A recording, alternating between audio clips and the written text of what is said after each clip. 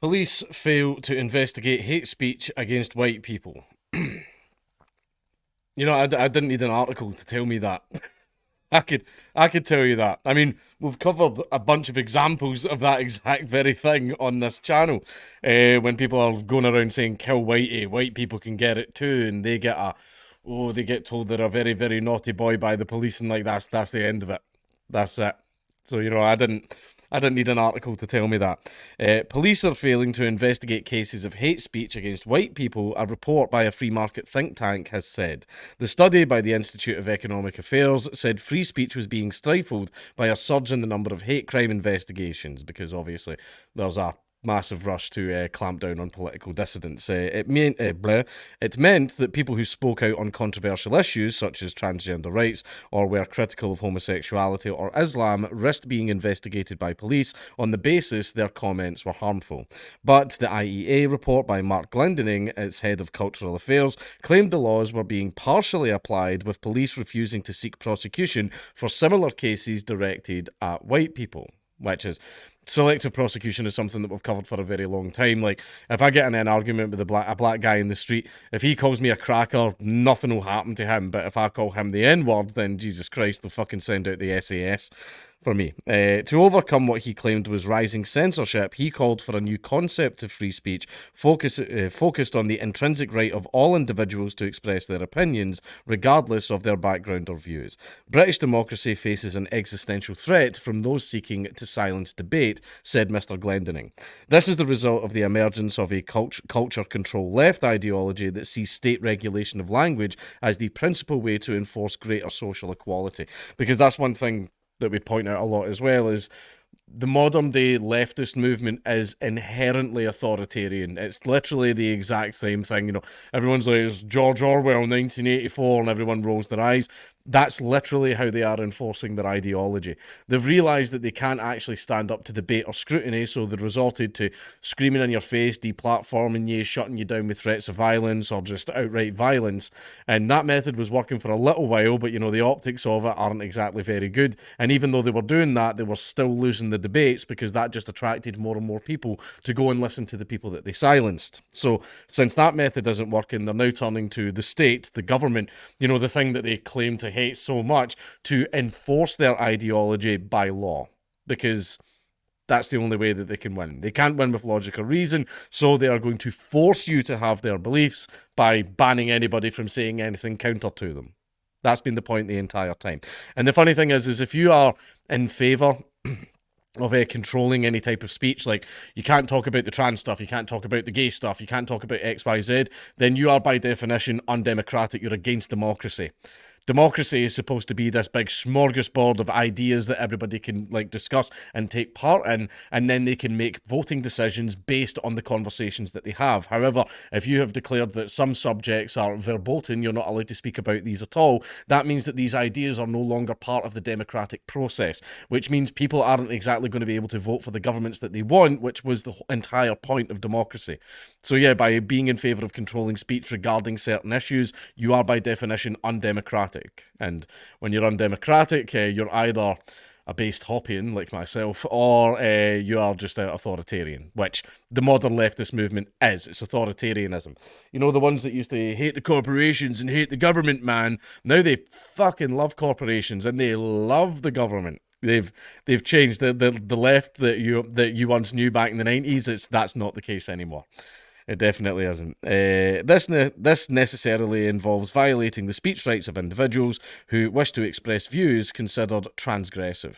Defenders of the political pluralism now need to wage a counterattack based upon a foundational, natural rights-based defence of free speech. Mr. Glendening cited the trebling of the number of non-crime hate incidents logged by police, which rose from 45,000 in 2013 to 120,000 now. Now, this is like the end. We've already spoke about this on the channel, but for anyone that's not in the loop, non-crime hate incident is where you said something spicy that the government didn't like, but unfortunately there isn't a law to charge you with. What you said wasn't illegal, but it was something that the government didn't like. So what happens is this gets put on your little special criminal record. It's not really a criminal record. Like, remember when you get in trouble in school and they're like, this is going to go on your permanent record, like that crap? It's like that. So basically, and the thing is, you might think, oh, well, that's fine then. That's not going to really affect me that much. No. See, whenever an employer does a background check on you, it comes up. It comes up, and people have lost jobs because of it. And this is the weird thing as well, is if you get a non-crime hate incident recorded on your record, because it's not a criminal offence or anything like that, the police don't have to notify you. So people were going for like people were getting standard jobs like Tesco and Asda and blah blah blah, but when they were going for like a big proper job that required more background checks, they were like, oh, you're not eligible for this job because like 7 years ago or something, like back in 2016, you did this spicy tweet. And this guy had no idea it was on his record, and there's multiple cases of that happening. However, Harry the Owl did actually take it to court, and a judge actually overturned it, which is shook the foundations of the entire system, which hopefully will help get rid of it, but it's something that gives the government power, so they're never going to get rid of it. Among the cases this year was one opened against a pensioner for putting up stickers that said, "Keep males out of women-only spaces," which I think's pretty fucking fair. And another, feminist Marion Miller, was charged under Section 127 of the Communications Act 2003 for an allegedly transphobic tweet. The case was later dropped. That's something that we've covered before on the channel as well. Christian preachers in Birmingham have been arrested and charged for preaching in public, often based on their critical remarks about homosexuality or Islam, which means that, by definition, that was a religious persecution, which is a massive human rights violation, even covered by the UN and the EU, but obviously our government doesn't care. They don't care about human rights. They don't. They haven't for a very long time. They only care when it serves their own political ends.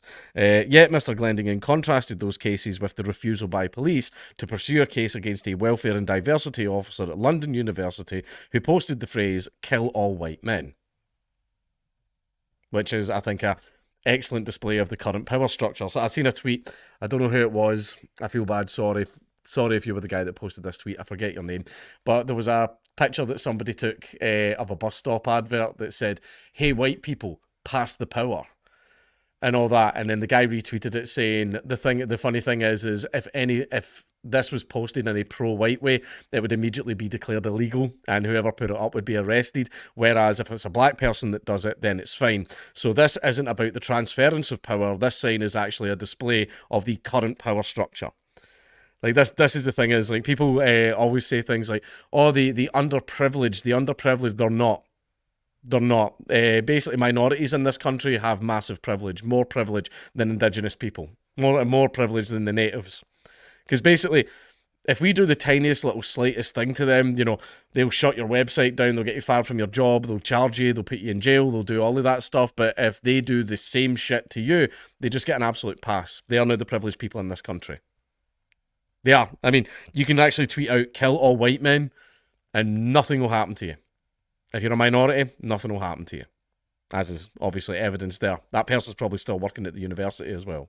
But if you're a white person and you said something like "kill all blacks," then Jesus Christ, you're looking at least 2 years. In a similar case, no police action was taken against a model who claimed that white people were brought up racist. I believe I know who you are talking about. And a Cambridge academic who called for an offensive to eliminate white people as a class. It is important to see that this new, more interventionist approach to law enforcement is pursued in a partial and inconsistent way, said Mr. Glendinning, also known as selective prosecution, where basically the people that have the government's favour, you know, the law doesn't get applied to them, but to the filthy untermensch underdogs, you're getting charged with that law. Selective prosecution, it's also known as a two-tier justice system, where the laws only apply to certain people, and in this case, it only applies to certain people based on race. So, yeah, maybe we do have institutional racism. It's just not the type that most people think it is. The police have notably... I've just read that. Oh, no, wait, no, I haven't. The police have notably refused to bring prosecutions against individuals in cases that are closely analogous to those described above, save for the fact that they involve racist statements directed at white people. The report warned that the censorious trend was driven by the view that speech must be controlled to prevent alleged harm against certain marginalised groups. Now, as someone who has regular chats, you know, we have regular chats with many people on the far right. You know, you get your standard far righters and you get the loonies. I talk to all of them because they talk to me. The far left don't talk to me at all. I talk to the far right now and again. We really enjoy playing Mount and Blade together. Right. And basically, See, when you have these controls where it's kind of clear that these minorities do have privilege, that that dumps petrol on the fire. That really dumps petrol on the fire. And we've discussed this many times before. These laws on speech have the opposite effect. And the government is in hands of studies that it has done that proves that these laws have the opposite effect. And yet the government continues with these laws.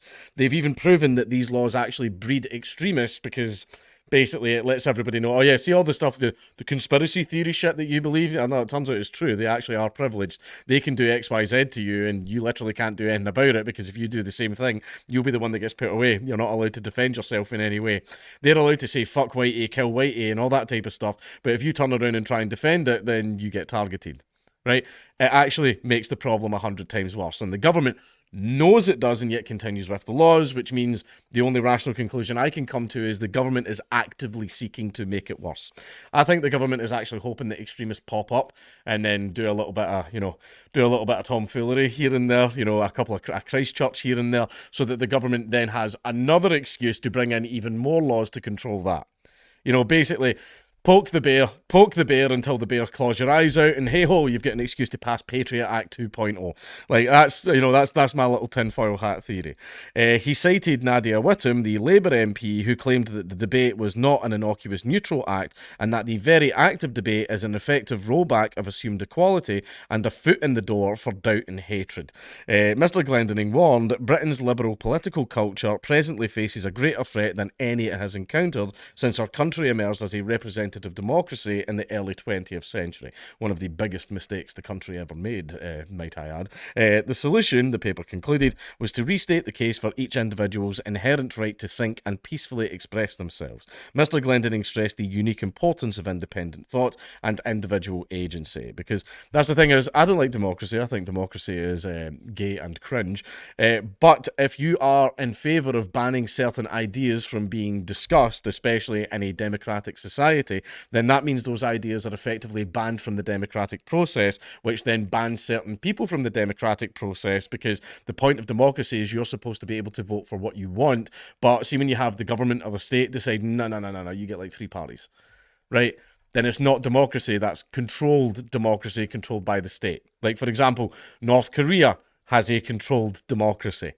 We do the exact same thing, where you've got Tories and Labour, who are two sides of the same coin. You've got the Lib Dems, nobody really gives a fuck about them. You've got UKIP, who would have been brilliant if a bunch of the old, school retards in there didn't just self-immolate by all like backstabbing each other towards the end of it.